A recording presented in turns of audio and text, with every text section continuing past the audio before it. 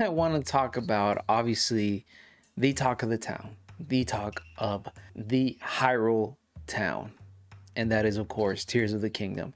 I've been playing it for almost 2 weeks. It's gonna be 2 weeks tomorrow since it's released. Been playing it every day. Basically, my first impressions of the game. I'm not gonna get too spoilery. I'm really not gonna get spoilery at all, if I'm being completely honest with you.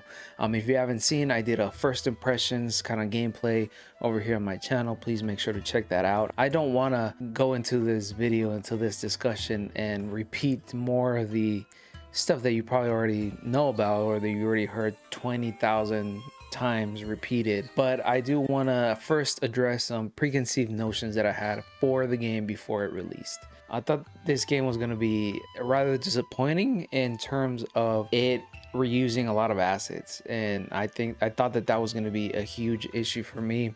You know, same map, same characters, character designs, yada yada. The only things that would change, of course, was the story and some stuff here and there. But my god, these preconceived notions were just completely taken out of the park. This is an amazing game. This is a completely new game. This is a proper sequel.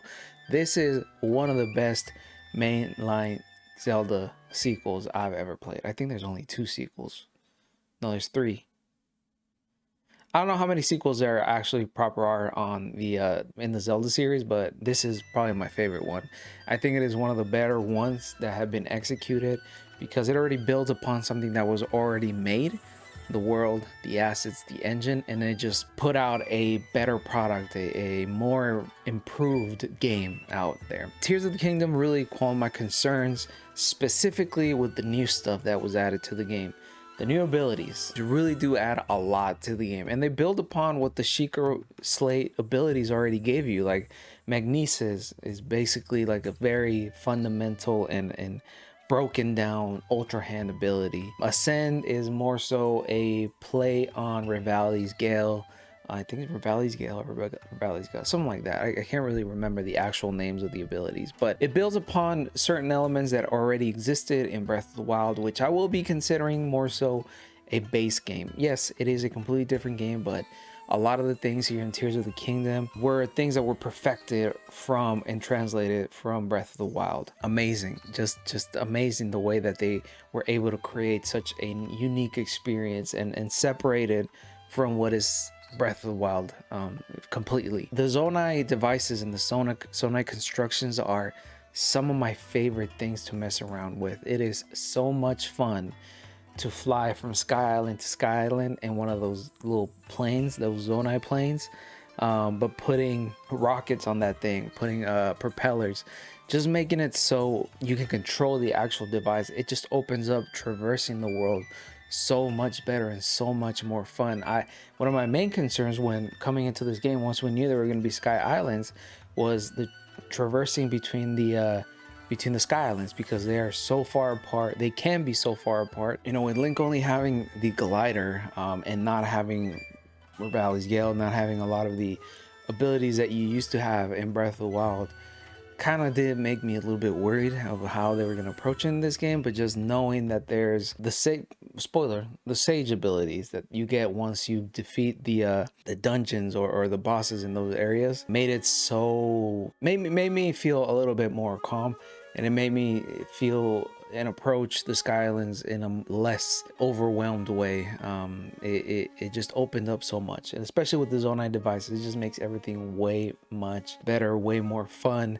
I love creating these contraptions, and it really funny story. I discovered auto build probably like 20 hours into my game.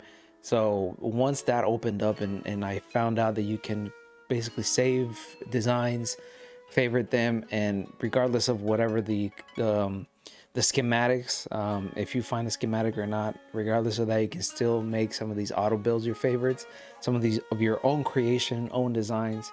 And that opened the game just way just a lot more. It's just incredible what you can do with this game. I'm extremely impressed with the game and how the developers, the Zelda team, were able to create, basically give you that same feeling of the first time playing Breath of the Wild, with so much there to explore, so many new abilities. And hey, down at the fundamental level, it is an extremely fun game, and that is the most important part. And I think the biggest driver in this game, it just allows you, it gives you so much freedom to solve these shrines, explore the world in so many different ways, and solve them in the way that you want to solve them. It's not a one and done way of doing it. It's not just a single way of doing these things or solving these puzzles. And honestly, sometimes it's really funny to go back and once you completed a puzzle and be like, oh, that's how I was supposed to do it, not the way that I made up in my mind and put it into practice. There was a couple of ones, for example, when you have to build bridges in one of the shrines, kind of did it around my own way. Just basically broke the system already there in place, and that just makes it so much more fun. It makes it so you don't have to necessarily look for a guide.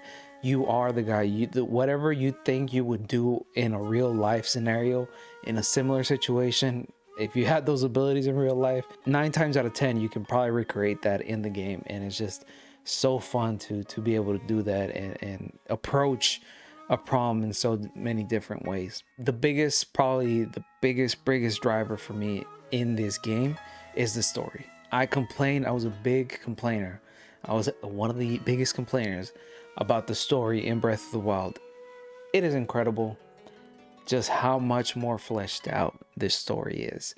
So much more fleshed out. The characters have so much personality. The NPCs, I mean, just having that connection with the NPCs, of them already knowing you, because this game is a sequel. Like, you spend some time talking to the people around the world, and there's already relationships built there. And the way that some of these side quests are written aren't so much of like, who's this stranger, why are you gonna help me? Oh no, it's Link, he's here to help, he's here, like, yada yada. There's stories behind it. There's a certain side quest where they specifically name drop Zelda and say, hey, Zelda came and she blocked off this well because we don't know why. Can you help us solve this mystery? Just certain side quests like that are really nicely structured, and I appreciate the little stories here and there in the world, inside these side quests.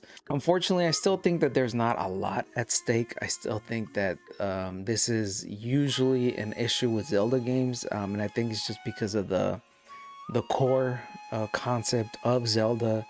You kind of always know that the good guys are gonna win, and there's not necessarily a lot at stake when a world still feels broken. There's no the towns don't seem very connected. Everything still seems a little crazy. It just feels like it's the same Hyrule again. But when I say same Hyrule, obviously it's the same map. They seem to be found in the same situation again, with everything broken down. Everything feels still very apocalyptic, so there's not a lot at stake. Like at this point, it's come to a certain point where I'm like, all right, the story is kind of cool, but still there's nothing at stake. There's no urgency for me to go to the castle and save Hyrule. You know, it's still, again, the same. The Princess Zelda is gone. We need to find her.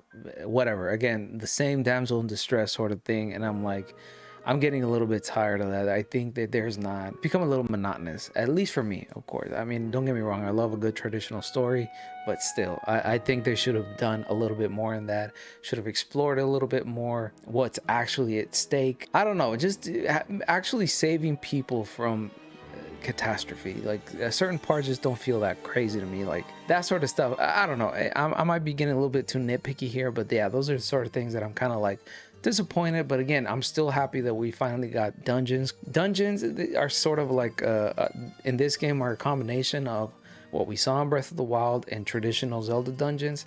They're still more similar to what we saw in Breath of the Wild with the divine beasts, but still the bosses are a welcome variation as to what we got in Breath of the Wild, such as the whatever the Calamity Ganon's little puppets. I forget their names. The blights. The blights in this game. The bosses do have their own sort of like designs, sort of personality, not personalities, but yeah, character designs, character uniqueness. So that's what makes it a lot more fun. Like I've loved so far all of the boss fights I've done in these dungeons. So that at least is very, very good. Enemy variations, they're still kind of not as diverse, but they're still way more diverse than they were in Breath of the Wild, which I'm greatly appreciative of that.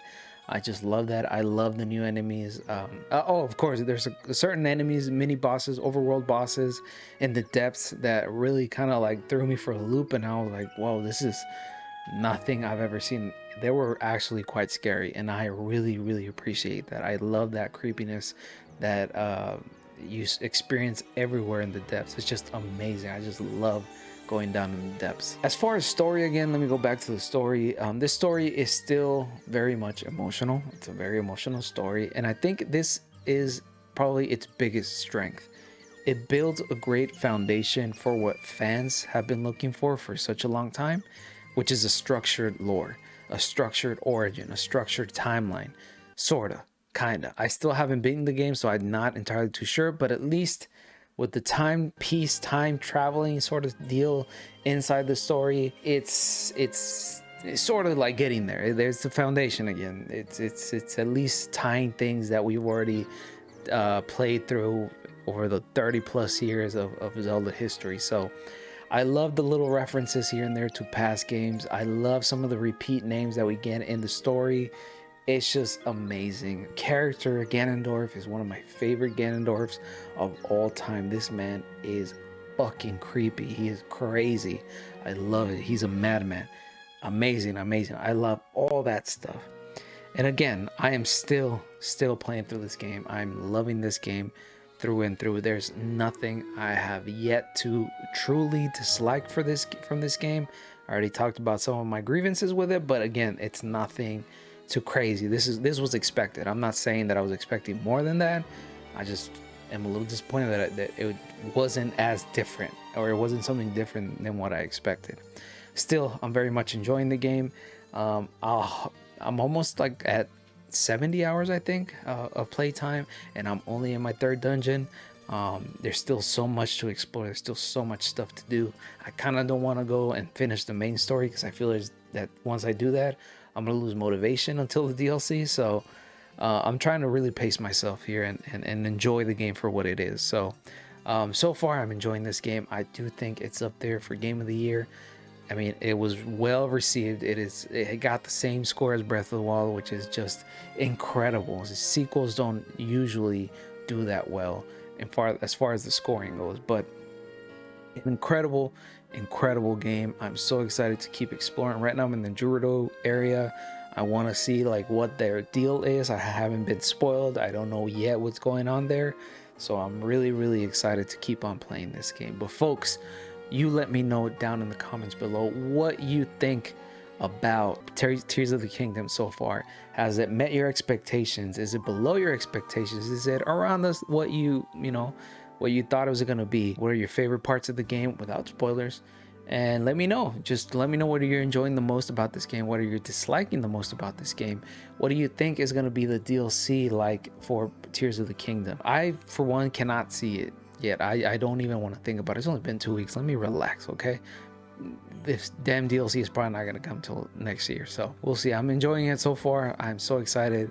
I am a little sad that it's finally here, and I got nothing to really look forward to as far as games in general. We got Spider-Man 2, we got some other stuff coming out, but honestly, after Tears of the Kingdom, there's not much holding me out for as far as Nintendo goes. I guess the next iteration of the Nintendo console, but that's as much as it goes. I kind of worry that the next Zelda game, mainline Zelda game, is not gonna come in another 7 to 8 years. We'll see. But yeah, folks, I've been True Fernie. If you like this video, go ahead and get a thumbs up and subscribe. If you didn't like this video, go ahead and get a thumbs down, because believe it or not, every single bit helps. Links to my socials are down below. Please make sure to follow me on Twitter, where I spend most of my waking hours talking about Tears of the Kingdom currently.